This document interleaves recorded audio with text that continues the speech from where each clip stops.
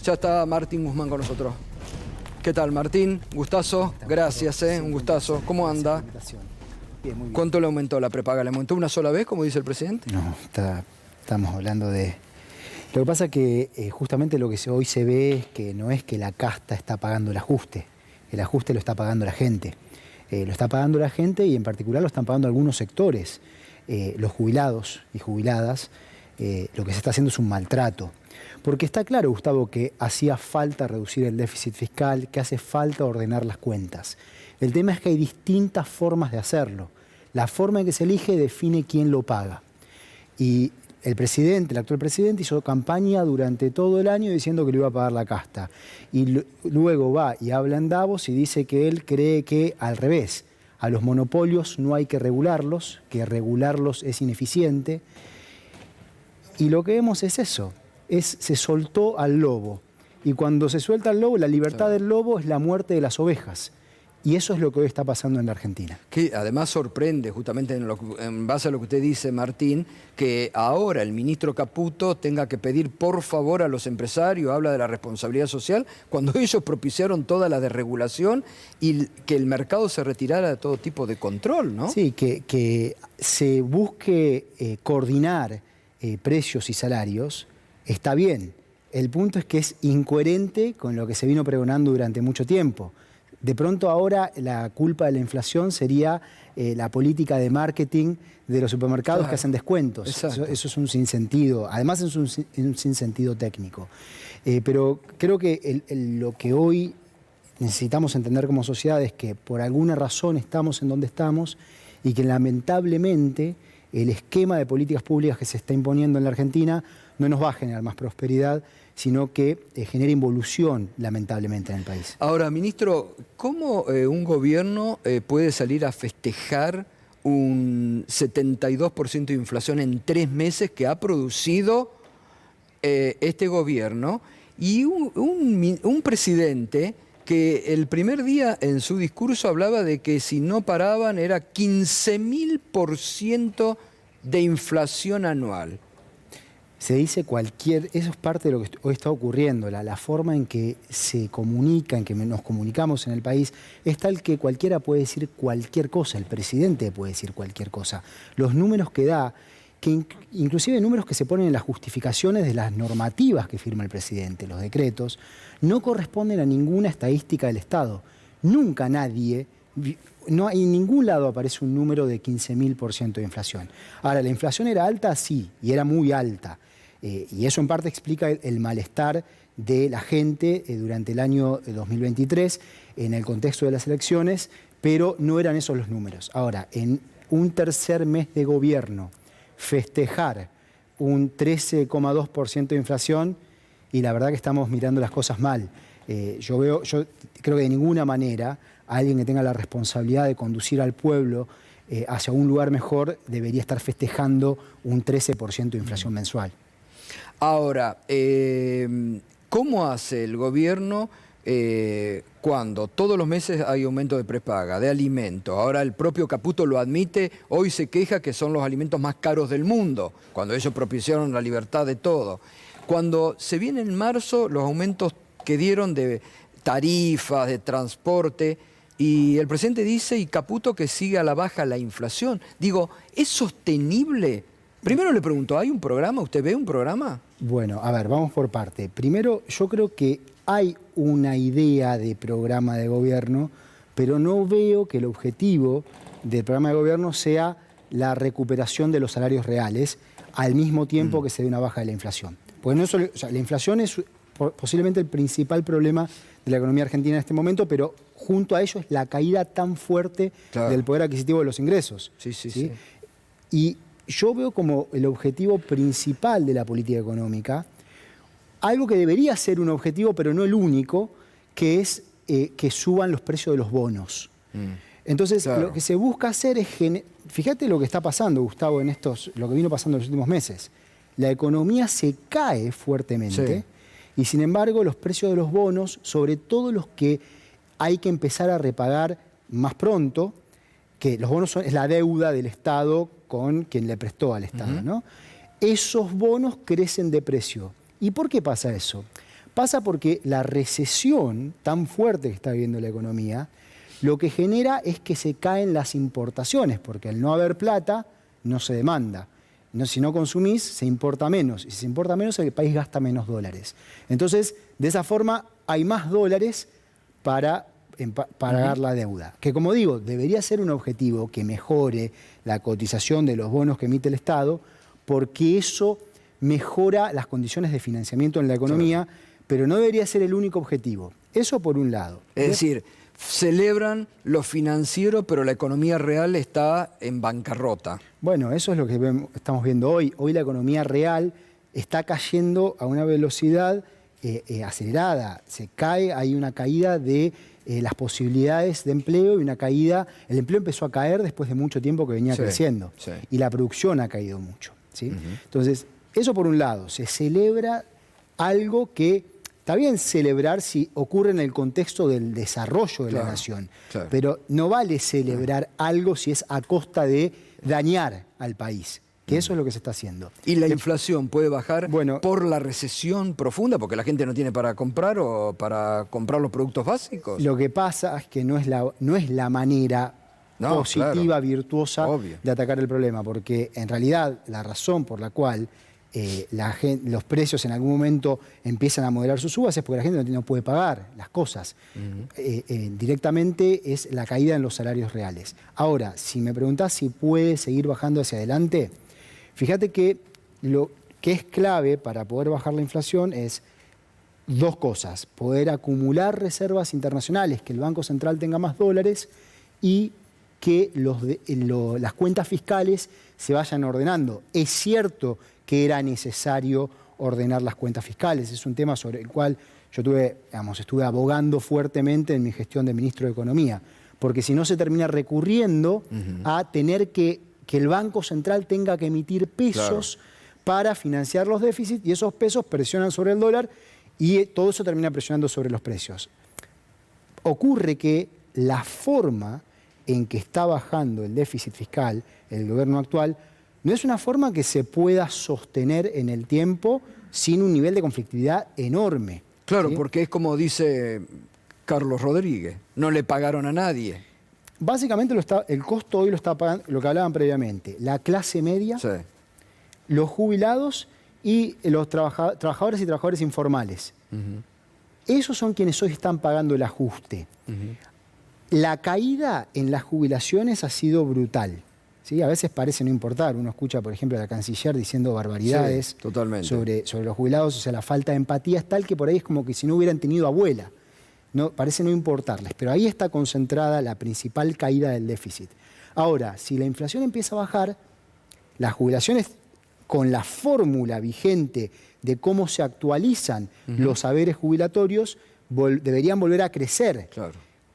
¿A qué apunta según los indicios? Y por eso el gobierno quiere bajar. No, lo que quieren es ir al Congreso y cambiar la fórmula jubilatoria para impedir que luego, si baja la inflación, las jubilaciones puedan volver a crecer. Ahora, esto también es un tema para todas las provincias del país. Hay una figura que creo que sería bueno mostrar. ¿El tema de la recaudación? Exactamente. A ver, Mariano, si podemos mostrar. Porque también el gobierno dice que le va bárbaro, si se puede subir un poco esta figura. Sí, ahí enseguida. Lo que se ve aquí es la recaudación impositiva.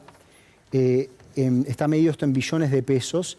Y ahí queda muy abajo una parte de la figura, pero lo que se ve es que... a ver si lo podemos... Ahí está, ahora estamos. Ahí está. Veamos primero la línea azul. ¿Quiere pararse? Que es bueno explicando. Así como lo entendemos. En la facultad, pero acá en la línea azul lo que vemos es que la recaudación impositiva se cayó a pedazos, se cayó fuertemente. ¿Sí?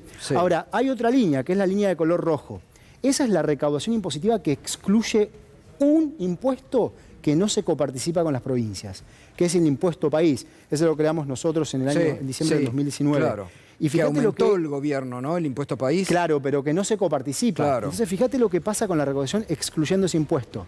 Está en niveles que son casi los niveles de la pandemia. Y esto es lo que importa para las provincias, para pagar salarios en las provincias, para pagar el gasto en la educación, en hospitales, en la policía. Entonces, esta forma esta forma de ajustar el déficit fiscal también genera más conflicto con las provincias. No es que el gobierno, que cuando el gobierno dice tengo problemas con las provincias, no es que las provincias le pongan el conflicto encima del gobierno. Es el gobierno que con esta manera de buscar bajar el déficit fiscal le tira encima el conflicto a las provincias, ¿sí? Este es un gráfico muy importante para entender la cuestión de si es sostenible o no bajar la inflación, porque cuando la actividad económica cae, la recaudación cae. Entonces, obvio, para llegar al mismo nivel del déficit o del resultado fiscal, que es la diferencia entre cuánto recauda el Estado y cuánto gasta, se le vuelve necesario para el gobierno recortar aún más los gastos. Y cuando eso pasa, ¿qué ocurre con la actividad en la economía? Cae más todavía. ahora más van a recortar porque hoy ya hay un nivel en lo social, no han ejecutado el presupuesto, licuaron, bueno, es lo que se jacta el presidente. A ver, varias cosas tenemos para hablar.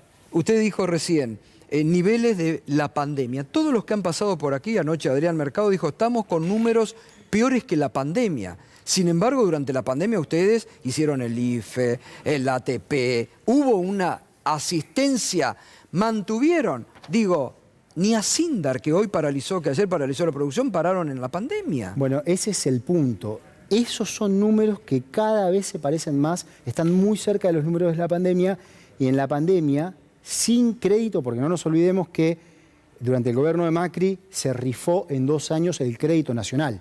No había crédito. Sin crédito, el gobierno nacional asistía a los trabajadores, a quienes no podían moverse por el problema de la cuarentena, a las provincias, y ahora no hay ningún tipo de asistencia. Claro. ¿Sí? Ocurre lo contrario. Entonces, ¿hay que bajar el déficit? Sí, hay que hacerlo. De cualquier manera, no. ¿Hay alternativa? Claro que la hay. Es lo que veníamos haciendo en el año 2021, que lamentablemente después no se pudo continuar. La forma de bajar el déficit tiene que ser equitativa, no se puede concentrar la carga solamente sobre la clase media, los jubilados y las provincias y pretender que eso se va a poder sostener en el tiempo. Entonces, lo que me preocupa es que el enfoque que tiene este gobierno le termina generando más fractura social, más daño al tejido social y productivo en la Argentina. Esto, y ya Andrés, y para que mis compañeros también pregunten, Martín, pero esto que toma hoy la decisión el gobierno de importar alimentos, ¿no es una locura?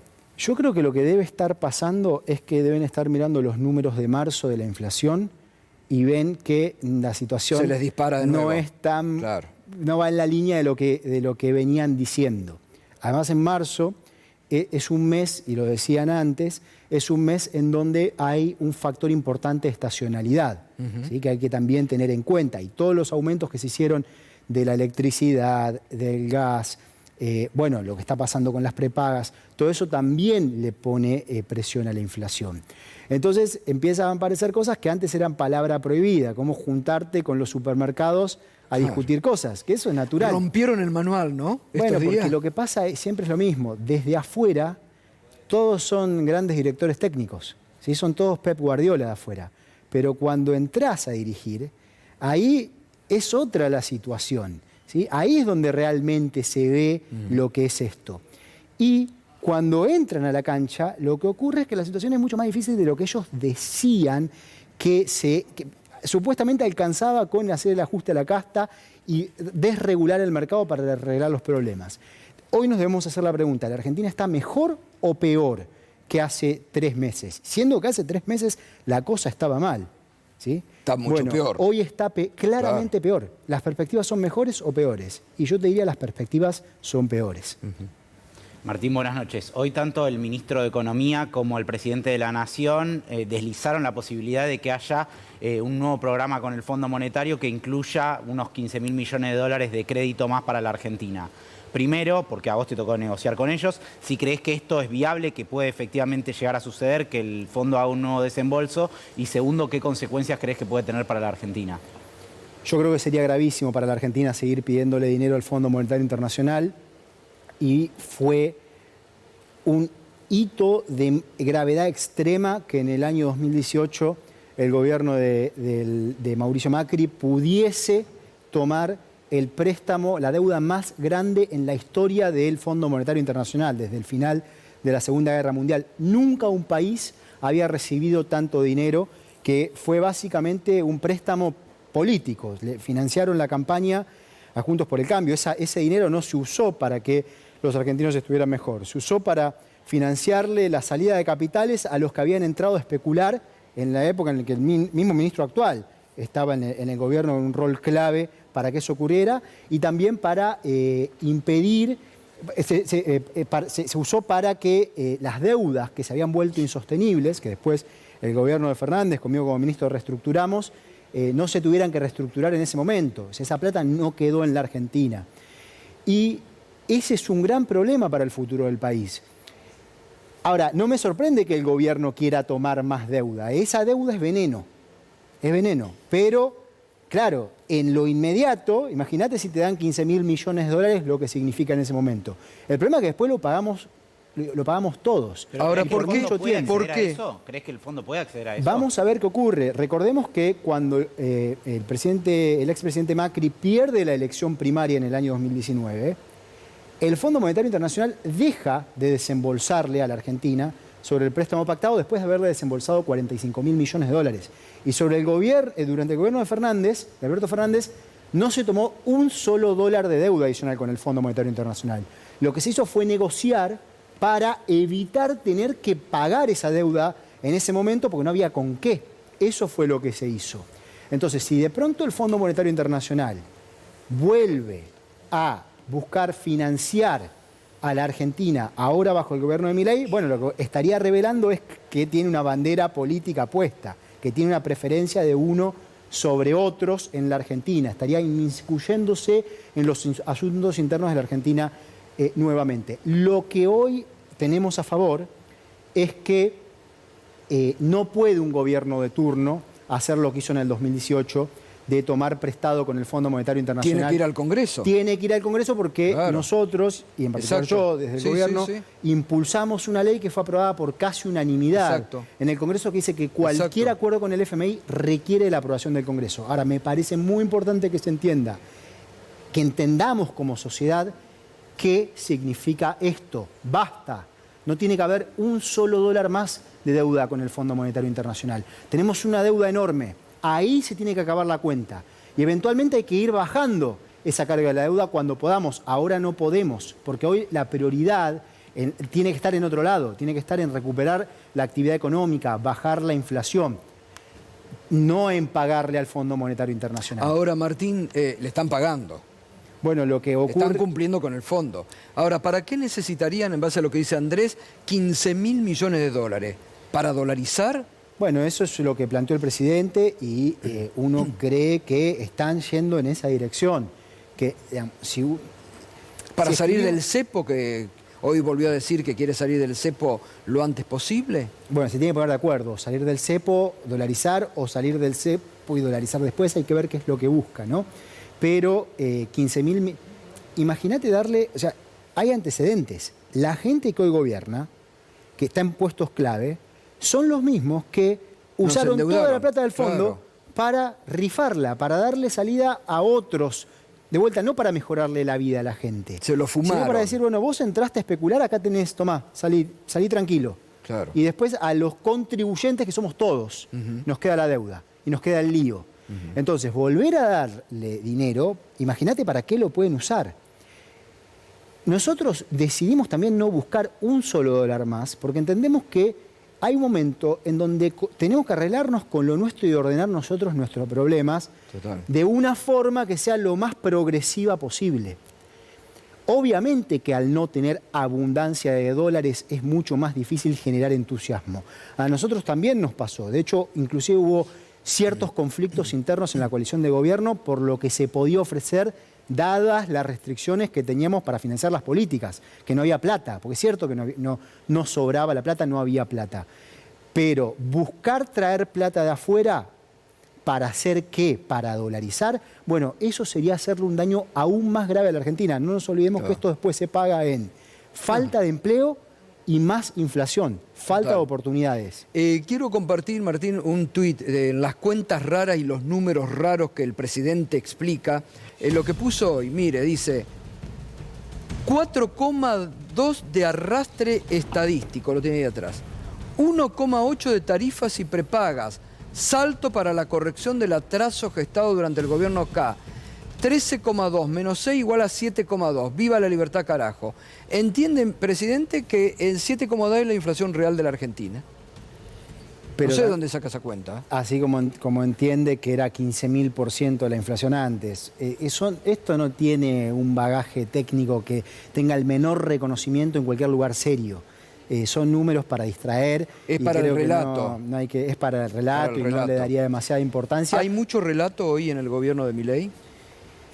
Yo creo que sí, pero además hay algo que me preocupa, sí, que va más allá de la economía, que es una forma de comunicar en donde se elige tergiversar o se elige incluso mentir, difamar a partir de la mentira y poner al resto a la defensiva. Que, bueno, es tu responsabilidad defenderte, una nueva lógica de comunicación. Yo no soy un experto, pero lo vivo en carne propia en lo que es la comunicación en las redes sociales.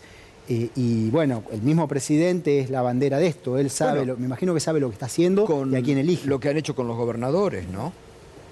Sí, bueno, por eso digo, cuando mostrábamos los números, sí. ¿Cómo no va a haber conflicto si desde el gobierno nacional se impulsa un esquema de política económica que te deja sin plata para pagar sueldos? Total. Naturalmente emerge el conflicto. Martín, uno de los relatos de este gobierno y que muchos votantes repiten de La Libertad Avanza es que este era el único camino posible, este ajuste era el único posible ante la situación de crisis que se vivía. ¿Era la salida esta? No, yo creo que no, que hay un camino alternativo, Rosario. Lo que pasa es que la ventaja que tiene este gobierno es que el camino que era posible, que le estaba dando progreso económico y social a la Argentina en el año 2021, fue deslegitimado por el propio gobierno en el periodo anterior, por la propia coalición de gobierno. Eso lo pone en un gran lugar, porque ahora, fíjate que en ese momento se decía, se está haciendo un ajuste fiscal, cuando se estaba bajando el déficit a partir principalmente de la recuperación de la recaudación impositiva en una economía que crecía fuerte. Bueno, ahora resulta ser que está todo bien, ahora sí se puede hablar de ajuste.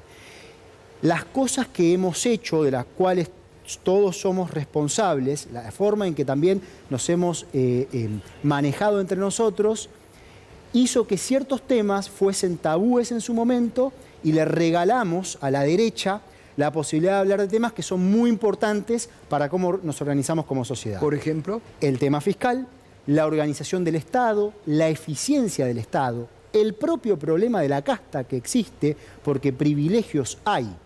Y hay que acabarlos, pero no es lo que está haciendo este gobierno. Claro. Este gobierno gobierna para ciertos sectores poderosos de la economía argentina y para los acreedores argentinos. Para ellos gobierna, ¿sí? Privilegios múltiples, te diría, que hay que atacar. Claro. La cuestión de cómo se organiza el mercado de trabajo, la legislación para el mercado de trabajo, tema del cual también hay que hablar. Son los temas importantes en la Argentina. Y nosotros parecía que no se podía hablar de eso, que decías eso y todo el mundo te salía a atacar. Bueno, en la próxima oleada del peronismo, esos son los temas de los que hay que hablar. Y hay que hablar con la audacia que la situación que estamos viviendo hoy nos fuerza a tener. Hoy un dirigente político importante me decía algo así como que este tipo de situaciones, estos aumentos, van a continuar hasta que el bolsillo de la gente no aguante más. ¿Aguanta todavía más el bolsillo de la gente?